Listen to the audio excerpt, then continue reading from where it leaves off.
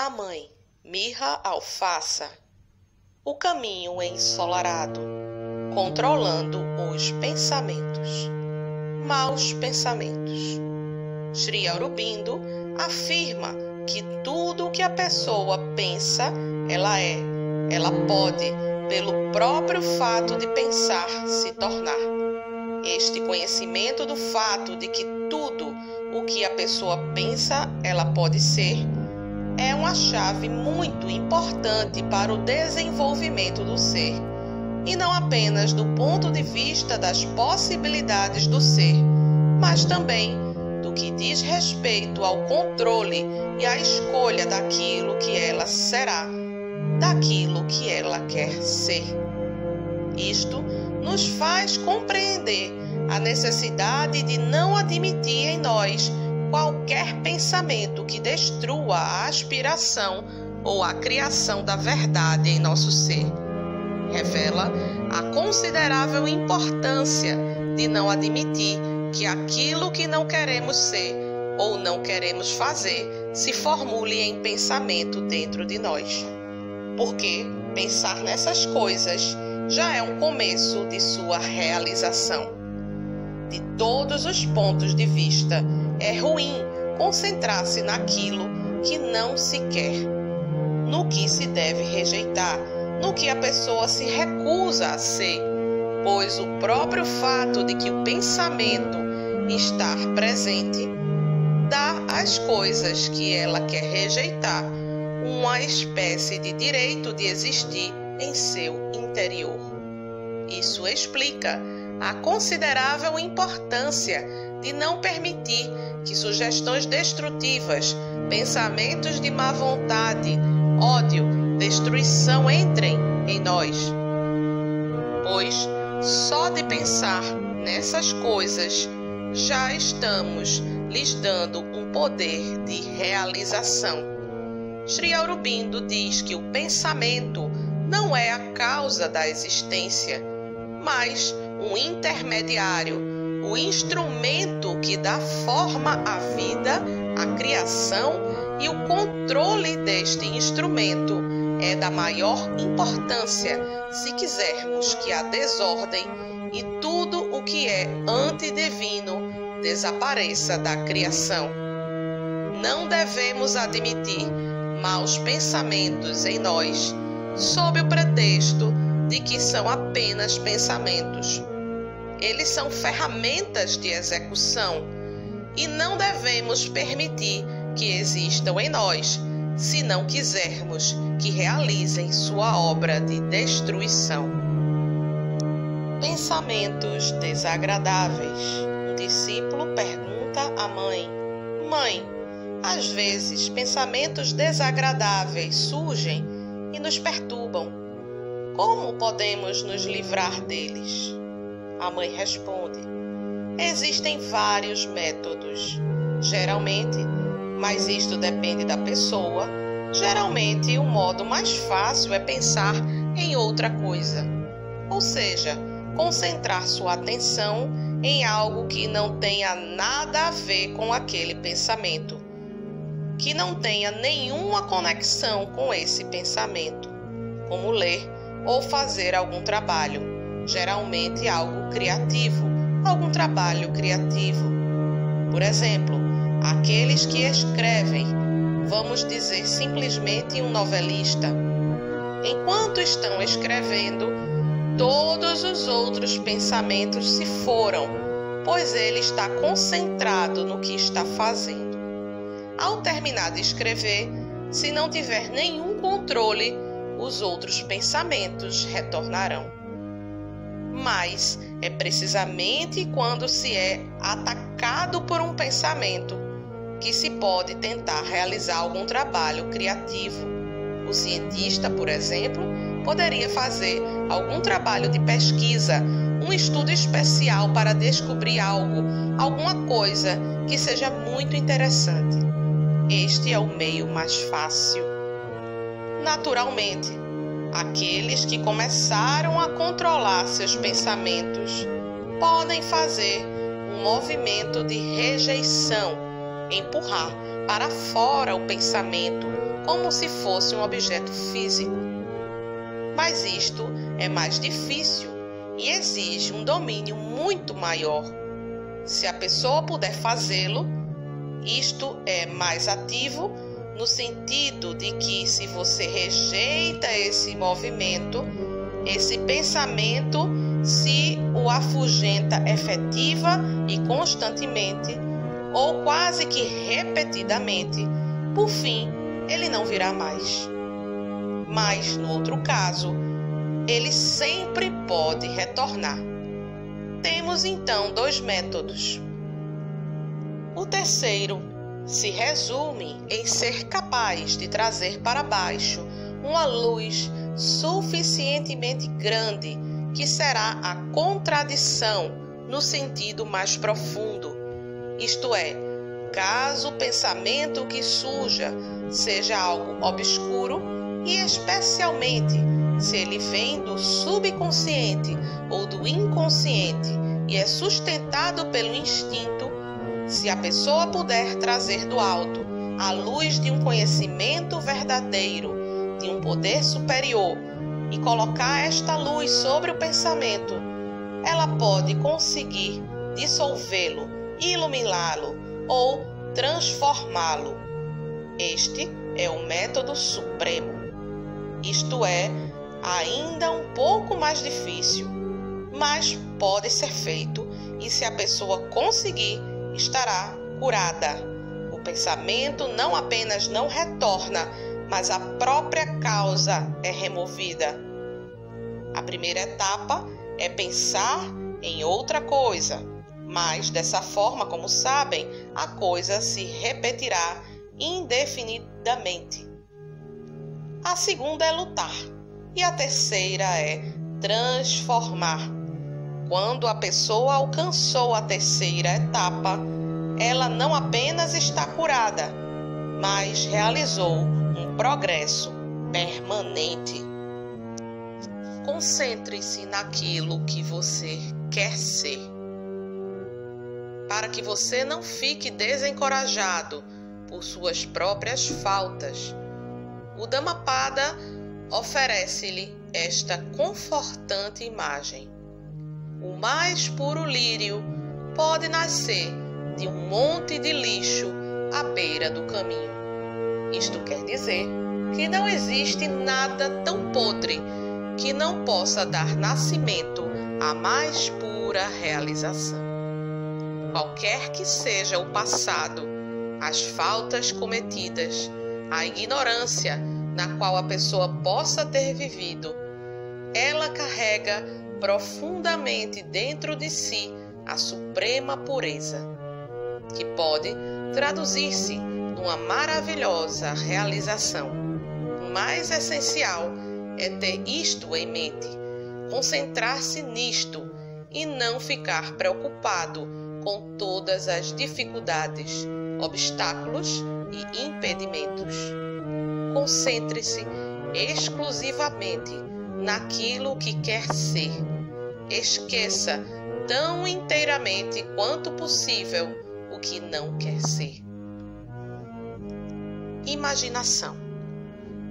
Peço-lhes que nunca fiquem desanimados e desapontados, mas que sua imaginação seja sempre esperançosa e alegremente plástica à pressão da verdade superior, de modo que ela possa encontrá-los cheios das formações necessárias para reter sua luz criativa. A imaginação é como uma faca que pode ser usada para bons ou maus propósitos. Se vocês nutrirem sempre a ideia e o sentimento de que serão transformados, então ajudarão o processo do yoga. Se, pelo contrário, ficam desanimados e se lamentam por não serem aptos ou se julgarem incapazes da realização, envenenam seu próprio ser. É justamente por conta desta verdade tão importante que eu insisto tão incansavelmente em dizer-lhes que não se importem com o que aconteçam. Mas, pelo amor de Deus, não fiquem deprimidos. Vivam de preferência na esperança constante e na convicção de que aquilo que estamos fazendo terá sucesso. Em outras palavras, que sua imaginação seja moldada por sua fé em Sri Aurobindo. A imaginação abre o caminho. Qual é a função, a utilidade da imaginação?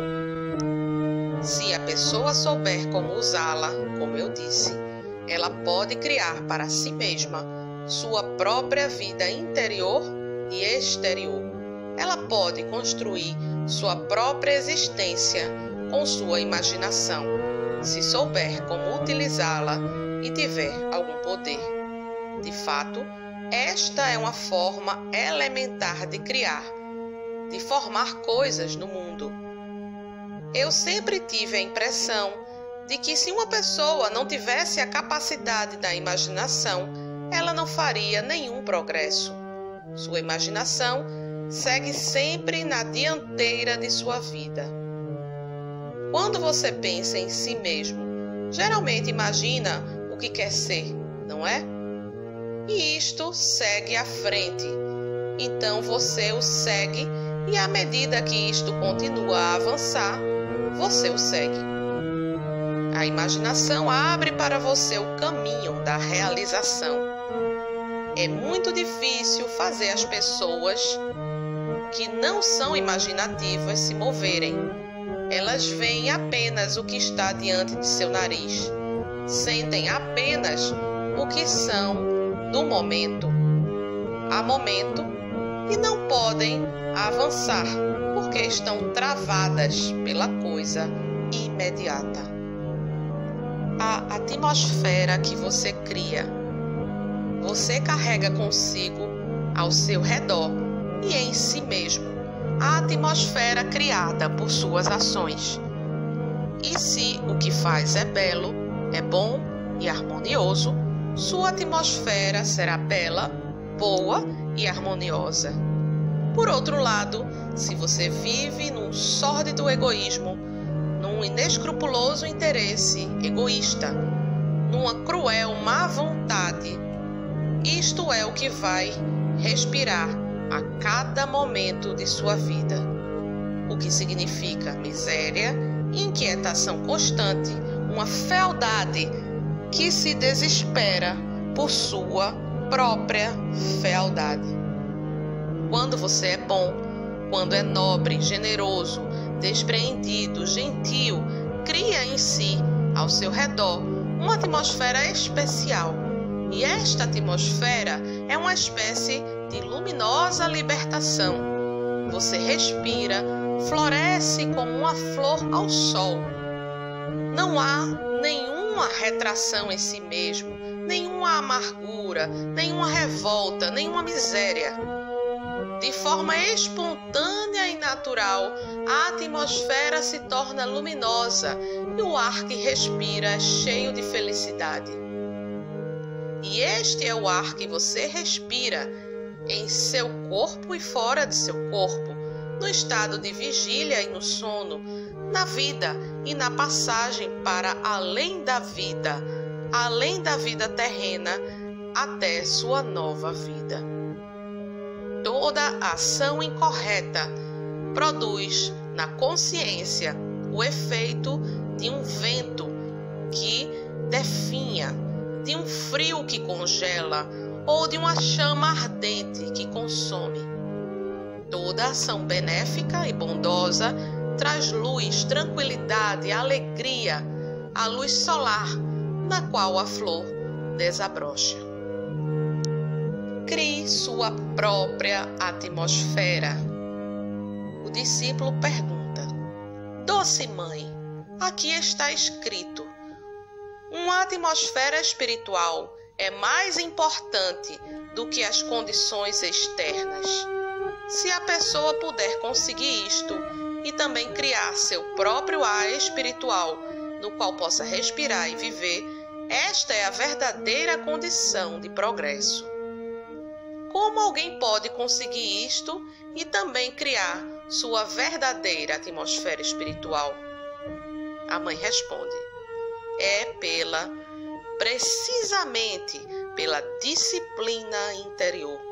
Você pode criar sua atmosfera controlando seus pensamentos, voltando-os exclusivamente para a sadhana, controlando suas ações, direcionando-as exclusivamente para a sadhana, eliminando todos os desejos e todas as atividades inúteis externas, habituais, e separando-se das coisas, dos pensamentos, das reações e das ações inferiores.